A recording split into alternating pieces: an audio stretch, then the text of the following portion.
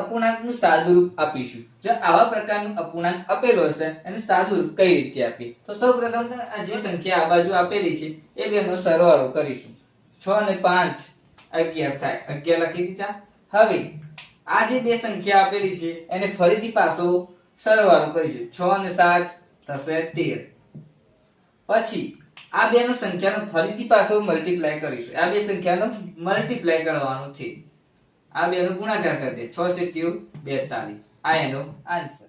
Hello મિત્રો, 100 કરતા વધારે સંખ્યા આપેલી હોય તો કઈ રીતે સ્ક્વેર કરીશું તો જોઈએ. તો 105 આપેલો છે તો 105 નો સ્ક્વેર કરવાનું છે. તો સૌપ્રથમ 105 ને આપણે એવી જ રીતે લખી દઈએ જેમ હતો તેમ. હવે જે છેલ્લી સંખ્યા આપેલી છે એને 5 એડ કરી દઈશું. જે સંખ્યા આપેલી હોય 105 + 105 થયા 110. હવે જે છેલ્લી સંખ્યા આપેલી હતી મૂકી હતી એનો સ્ક્વેર કરશું. પાયો 25. આ એનો આન્સર. આ કોમેન્ટમાં જણાવો. હવે મિત્રો અપૂર્ણાંકનું સાદુરૂપ આપો તો આપીએ. સૌપ્રથમ આ બે સંખ્યાનો સરવાળો કરો. 6 અને 6 12 લખી દીધા. હવે આ બે સંખ્યાનો મલ્ટીપ્લાય કરીશું. 7 × 5 = 35. હવે આ બે સંખ્યાનો પ્લસ કરીશું. 7 ને 5 12. તો આ એનો આન્સર.